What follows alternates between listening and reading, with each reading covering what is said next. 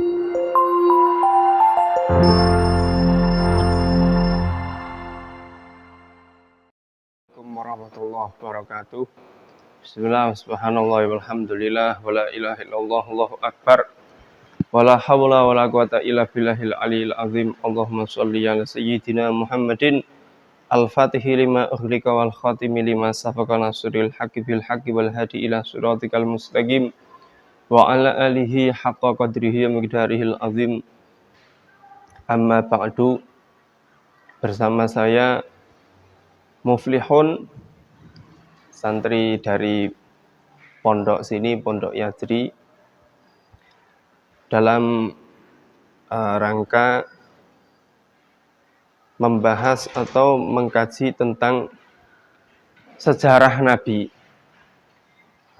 Pertama, ketika ada pertanyaan kenapa kita harus mempelajari atau mengkaji sejarahnya baginda Nabi alaihissalatu wassalam, jawabannya karena ada beberapa alasan. Jawaban yang pertama, dalam Al-Quran sendiri banyak sekali disebutkan tentang cerita-cerita orang-orang soleh, yang bisa dipahami bahwa sejarah ataupun cerita itu juga salah satu dari kandungan Al-Quran.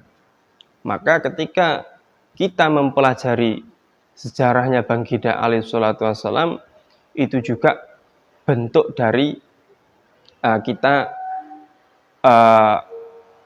mempelajari juga dari kandungan Al-Quran. Kenapa? Karena ketika dalam Al-Quran saja disebutkan tentang cerita-cerita para nabi, orang-orang soleh, sedangkan kita tahu bahwa baginda Nabi alaihissalatu wassalam itu orang paling solehnya soleh, pemimpinnya para nabi. Ya pastinya itu lebih dituntut lagi untuk mempelajari sejarahnya ataupun jalan hidup baginda Nabi alaihissalatu wassalam dibandingkan dari para aulia, orang-orang soleh ataupun nabi yang tertulis dalam Al-Quran. Alasan yang kedua, sebagaimana kita ketahui bahwa dalam syariat atau agama ini, kunci ataupun pokok, yang paling utama adalah mahabbah, rasa cinta kita kepada baginda Nabi alaihissalatu wassalam, yang mana semakin besar, semakin tinggi rasa mahabbah seseorang kepada baginda Nabi, maka hal yang ia dapatkan pasti lebih banyak pula. Dalam Al-Quran disebutkan, Qul in kana aba'ukum wa abna'ukum, ila akhiril ayat, sampai disebutkan ahabba ilaikum minallahi wa rasulih, disebutkan tentang Rasulullah. Begitu juga baginda Nabi alaihissalatu wassalam, beliau bersabda, la yu'minu ahadukum hatta akuna ahabba ilaihi min walidihi wa waladihi wan nasi ajmain. Baginda Nabi mengatakan, seseorang tidak akan sempurna imannya kecuali ia bisa memprioritaskan, mengalahkan cintanya kepada baginda Nabi alaihissalatu wassalam daripada orang tuanya, anaknya, dan seluruh manusia. Di sini sangat jelas Rasulullah mengatakan la yu'minu, walaupun para ahli tafsir mengatakan la yu'minu di sini bukan berarti dia tidak iman secara iman yang kita ketahui, tidak, tapi tidak sempurna.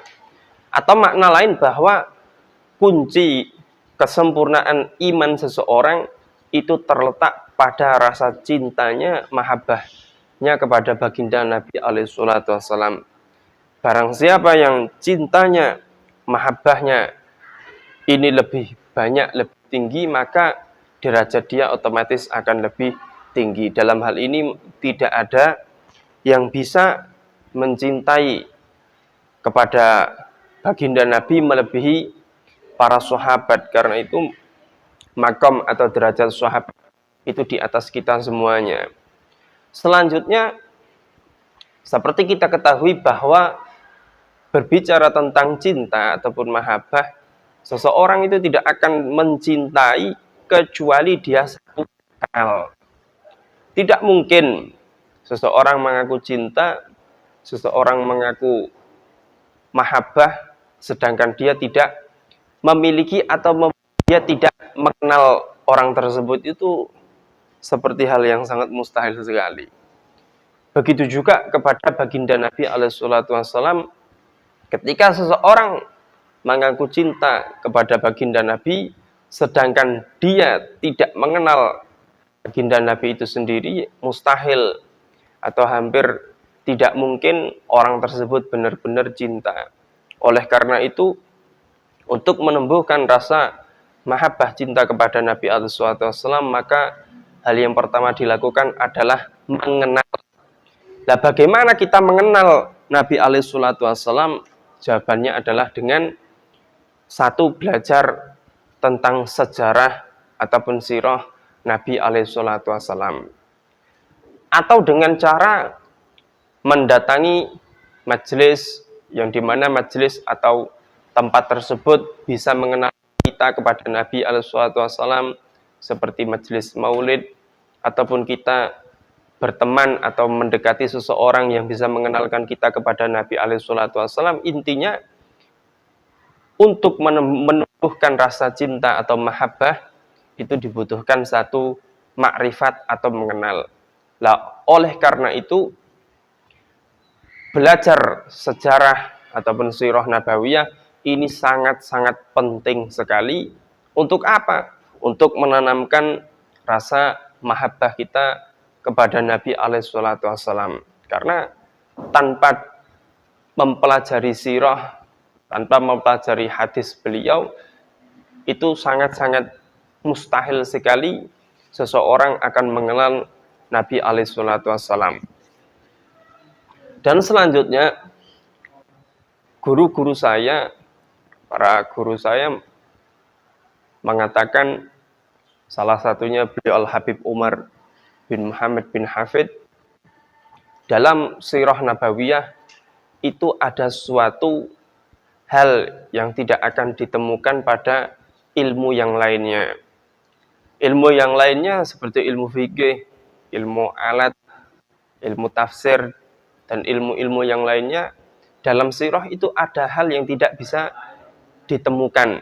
Atau hal ini hanya ada pada sirah, mempelajari sirah, yaitu apa? Tadi, rasa mahabbah kita.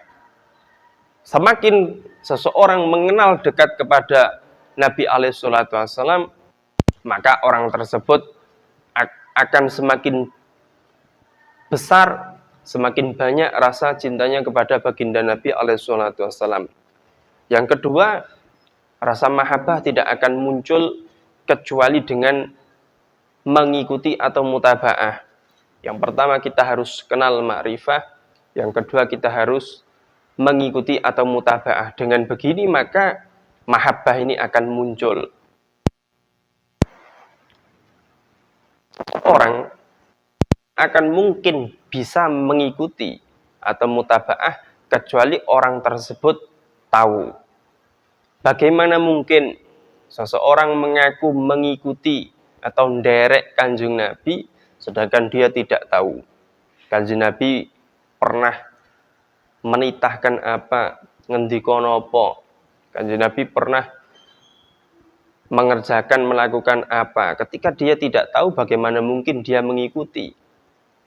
Kecuali ketika sudah tahu, oh Rasulullah, beliau ketika makan seperti ini, maka ketika kita makan dan makan kita mengikuti seperti daharnya makannya Kanjeng Nabi, kita pantas, orang tersebut pantas disebut mengikuti Kanjeng Nabi. Tetapi kalau dia tidak tahu, bagaimana mungkin bisa mengikuti? Oleh karena itu, mutlak, suatu hal yang tidak bisa ditawar, kita harus mempelajari sejarah baginda Nabi alaihissalam, juga kita harus mempelajari hadis-hadisnya Kanjeng Nabi.